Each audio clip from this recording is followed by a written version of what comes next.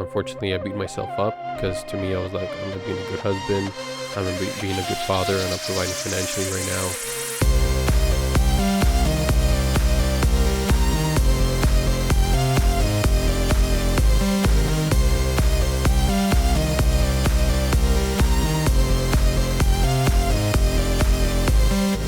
What is up, everyone? Welcome to an episode of Firelane Podcast.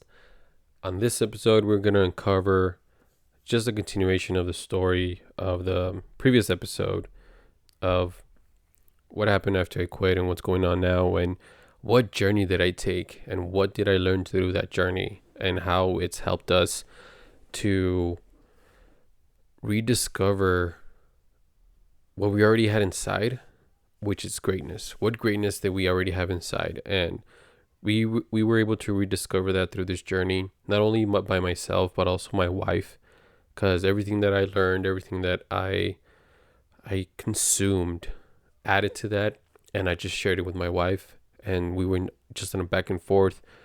And I'm pretty sure those conversations would have been great for podcasts, but unfortunately, like I mentioned, due to time and life, unfortunately, she's not able to be in the podcast right now for the moment. But let's uncover that. So yeah, I think on the previous episode I left off where I quit my job, and how I'm so grateful for my wife and taking that risk with me. So yeah, I quit my job. We took that risk of, okay, my wife told me, I've told you many times, you're not cut out for jobs. You're not cut out to work for a 9 to 5. You're not cut out to clock in and clock out. You're cut out for something greater than that. And not anything wrong with 9 to 5 jobs. I mean, I worked for the past 4 or 5 years, and many blessings came from that. But you just told me plain out, like, if you're going to do this, you're going to have to do something financially that is going to sustain for the period of time that it has to sustain. But it has to be something that's going to add to you, add to us, add to the kids, add to the family, and add to the world. You can't go back to a job thinking that that's where you belong. So yeah, we took that risk, and we had serious conversations because it has to do with money, finances, and stuff like that. So some serious conversations were had. And I told her, well, I like to do video editing, I like to do video, I like to do audio, and I like to do all these things, right? The stuff that I like to do, like hobbies. So we were like, okay, well, we're going to need a camera. We're going to need this. We're going to need that. So she, not only did she invest time in having that risk, but also she invested money, and we got this camera that I'm recording on. We got a PC and stuff like that for us to do video editing and get that going. And so I quit in May, June started, and we were like, okay, I'm going to work on that and stuff like that. I'm going to focus on not recreating or rebuilding, but reinforcing my relationship with my wife, reinforcing the relationship with my kids and my family and everything, stuff that my previous job took away a lot from. So really focused on that, spend time with the kids, spend time with my wife. But when it came to stuff that I had to do, unfortunately, I wasn't really focused on it. So I wasn't focused on, I was focused from time to time, but not to the point as I was focused on my relationship with my wife or my kids. But when it came to me, stuff that I had to take care of for myself, unfortunately, I guess I didn't care enough. I guess that's the best way I could put it. I didn't care enough about stuff that I needed to do for me. So I just did stuff that distracted the fact that I had to do stuff for me, if that makes sense. So what I mean by that is, because we got a PC, we got into PC gaming, and it's a blessing. It's awesome. My brother helped me build a PC, and he got me a game for Father's Day. My wife got me this camera for Father's Day and stuff like that. So everything was going good, but I guess I was kind of like de-working myself, meaning mentally getting out of that employee mindset and really having a disciplinary for myself mindset. But it took some time. So a month happened. The stuff that I told my wife I was going to do wasn't happening, unfortunately. And we had a serious conversation like, hey, babe, you told me this, and this was going to happen, but you're not communicating with me what's going on. What are you doing? Whether it's looking for a job that you want, whether it's making videos and creating content, like, what's going on? You're not communicating with me and I'm not seeing it. And I had to be honest with myself. Of course, unfortunately, I beat myself up because to me, I was like, I'm not being a good husband. I'm not being a good father, and I'm providing financially right now. Yada, yada, yada, yada. So, yeah, we had the conversation. And that's where I kind of had this, not awakening, but realization like, okay, you had your fun already. You are not working anymore. You had your fun. Now it's time to put the pedal to the metal and work on you. Work on stuff that you need to work on for yourself. And one thing that I knew I had to work on for myself, especially for myself, because I kind of knew what I needed to do for my wife. I kind of knew what I needed to do for my kids. I didn't know what to do for myself. It was crazy. Or I didn't know where to start. So one thing I knew I needed to do for me was change the thought process in my head. I didn't want to beat myself up over not providing for my family financially because we took this risk, but I'm not a man because whatever said reason, but the intention was for this to happen. So I started reading books. July happened. I started reading books. I put a focus on it because I knew I needed to change something in here. So I started with a book called Atomic Habits. That's where my journey started. And I've been reading every single day ever since. And luckily, by the end of 2021, I was able to go through and allow myself to learn from 20 books that I read. And through reading, not only that, but also listen to a ton, and I'm telling you, a ton of podcasts where I could learn from those people talking and I could apply those things that they learned and that they applied and that got them to a certain place where they are right now. And how can I apply those to my life and to our relationship, to the relationship with my kids, to whatever, right? And luckily, it led us down a journey where I was able to uncover a lot of myself. I really got to know who I am, and I'm still doing that to this day. But I really, like, I don't want to make a Shrek reference, but I really unpeeled myself like an onion.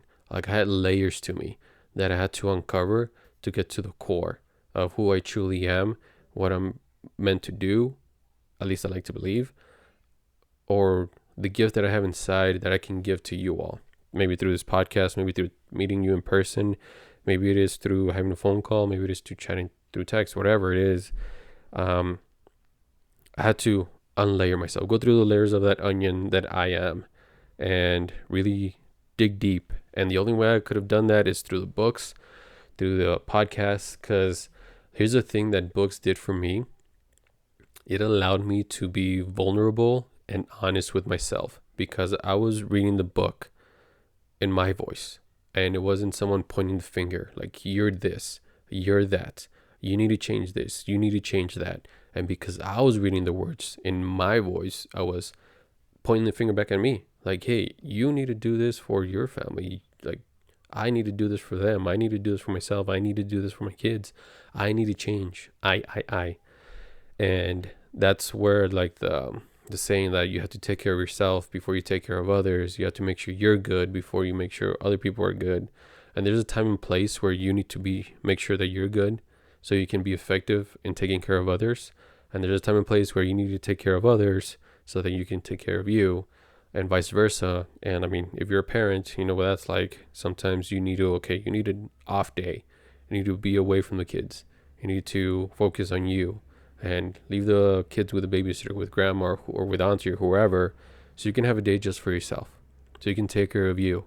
That way, re-energize, repurpose yourself, find yourself again, basically. And then when the kids come back, you can fully embrace them and fully be effective as a parent. That's what I mean. That's kind of the analogy. I'm sorry, I'm a parent. Everything that revolves around me is around being a great husband and being a great parent. And because as a parent, what you need to do is love unconditionally. You have to be willing to love unconditionally, no matter what your kids are telling you, what they're saying back to you, how much you're talking back, las majaderías que dicen back to you, and you have to take it. Of course, I don't want to say you have to kind of like brush off those emotions that they make you feel, or push them down, suppress them, and not let them out. Like, feel those emotions, let them out, you and your spouse, or if you're a single parent, you and a friend, a confidant. It could be the auntie, it can be the abuela, or whoever, someone that you trust that is going to be there for you. And just be in that space with them, let them know what's going on, and then help yourself. If you need some time off from the kids, it's okay. Don't feel guilty that you want to be away from the kids, even though you're a parent. Like, it's okay. It's like the same thing that you need some time away from work, 'cause work is getting too much. You need some time away from your spouse because you're not, the point is, you're not focusing on you. You're not recharging you. You're not refreshing you. So one thing that reading led me to was this book, of course, Atomic Habits. So Atomic Habits allowed me to rethink my habits. Okay, what do I need to do? Reading is one of them. So reading habits stuck. It's stuck for the past 6 months, and it's something I want to keep going in 2022. Another thing is waking up at a certain time and reading, exercising, and spending time, quality time with my wife and kids. And Atomic Habits was a start because it's little tiny habits that you can do every single day. Little wins, whether it's brushing your teeth, doing your bed, putting your shoes on, or putting your shoes away, putting your clothes away. Little tiny things that maybe are insignificant, but they make you feel like you won. You get little tiny wins. You get a little tiny win because today you woke up on time. Or maybe you arrived at work on time. Or maybe you actually brush your teeth. Because there were times where, because I worked at 5 a.m. before, I didn't brush my teeth. Why? Because at 5 a.m., it was straight to work. So I woke up like 15 minutes later. I put my clothes on, turned on the computer, sat down, and typed my life away. So yeah. So even sometimes I didn't brush my teeth, unfortunately. But it was a win for me once I quit my job and I really started focusing on me. So those little tiny wins, that's what Atomic Habits taught me. That it's little tiny wins every single day that are gonna add up and stack up to the big wins. Because if you can't do your bed in the morning, what makes you think that you're gonna be able to handle something way bigger down the line? If you can't brush your teeth every morning, what's gonna make you think that, like, subconsciously your mind is gonna tell you, dude, your bed is not even done. Like, that's something so simple, something so insignificant. It's also leading you down a path where you don't even believe in yourself. Why? Because subconsciously you're telling yourself, you can even do the bed. What makes you think you can do that? That's way bigger. That's has more priority. That has more intention and requires more focus. But you can even do something simple as that. Anyway, that's what I learned from Atomic Habits. To build up confidence in me, what I have to do is little tiny wins, win for myself, that I have to do every single day. And that led me further down the books to 5 a.m. Club. So I started this thing, and you followed me on social media, whether it's our family's account or my account. I did this thing called the 5 a.m. Club. So I woke up at 5 a.m. and this book was revolutionary to me and taking care of me and making sure that I'm good so that I can be good whenever I'm with my wife and my children. So what this book taught me, not necessarily that 5 a.m. is the time that you have to wake up, but you just have to wake up better. And the first thing that you have to do every single morning is take care of you. And it does outline some stuff that you can do. One of the things is exercise. As soon as you wake up, get your heartbeat up. Get that energy flowing, get that blood flowing.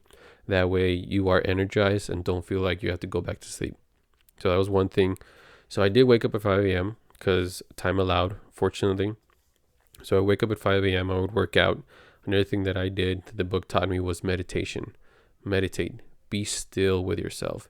Be willing to be in the room alone, just by yourself, not on your phone, not reading a book, just you, your thoughts, alone.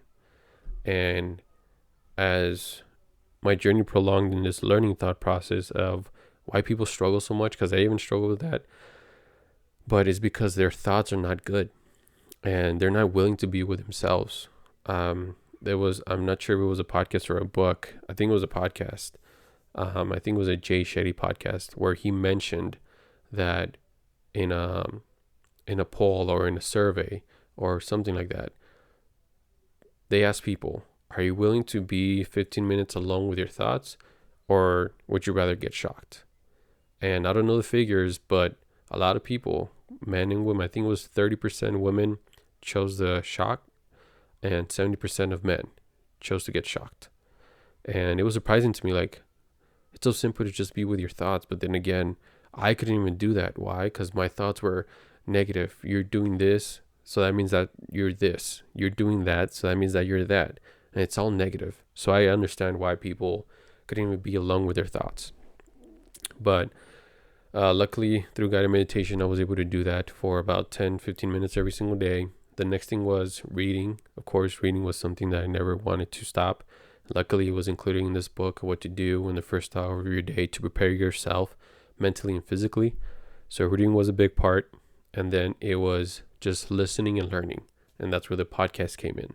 So even before I got to this book, two I was doing already, which was the reading and the learning. I wasn't doing the exercise right at the time that I woke up, and I wasn't doing the meditation.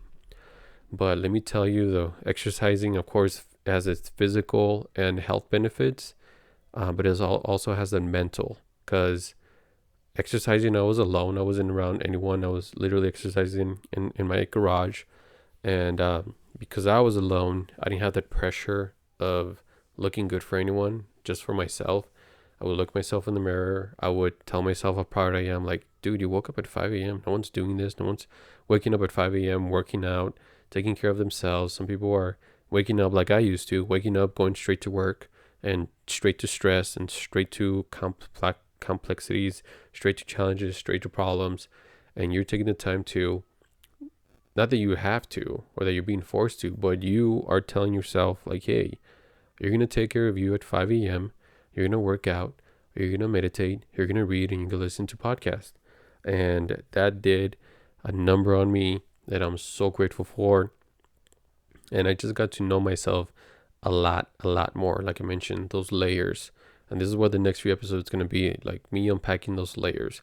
One layer of those is how I started to unpack. One layer of that was, okay, taking care of the stuff that was negatively affecting my life, which was my job. That was the first episode. Today was, where did I begin? Where did I start my journey? And it was literally reading that book, and then Atomic Habits and the 5 a.m. Club. They both added something that allowed me to have a foundation in my life where I can absorb everything else that I learned afterwards from all the books and the podcast, and also be able to apply those things that I learned in my life, in my relationship with myself, in my relationship with my wife and my kids and my family, and everywhere that I went.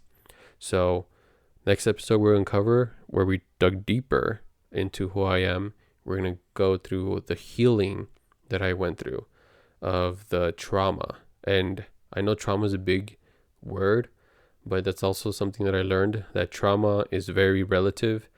What I mean by that is someone, like, your trauma can be insignificant to me, but also my trauma can be insignificant to you, depending and comparing our traumas.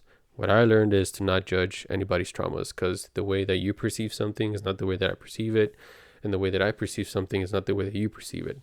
What I mean by that is maybe you were bullied in school, and that did a number on you, and that affected how you dealt with life for the rest of your life up to this point. Maybe to me, being bullied in school, even though that happened to him, I was like, okay, whatever. All right, that happened. But it didn't do anything to me, if that makes sense. But that's what I mean. Like, you went through some stuff, I went through some stuff, and that's what we're going to uncover in the next episode. What I went through, what I learned, how I went back. I dealt with the ugly that I went through, how it affected me, and the path that it led me down to. How I was able to forgive not only the people that were in my life that affected me in a negative way, but also forgive myself for allowing those things to affect me and lead me down a dark path. So that's the next episode. Stick around. We'll see you on the next episode. Thank you very much for the people that keep coming back. I appreciate you. If you're new, welcome.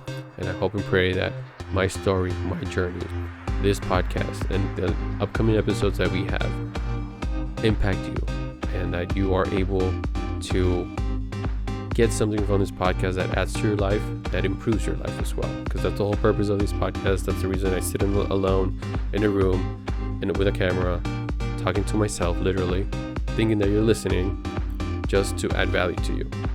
But this is what I do, It's for you guys. But I appreciate you for taking the time to listen to the podcast. And we'll see you next episode.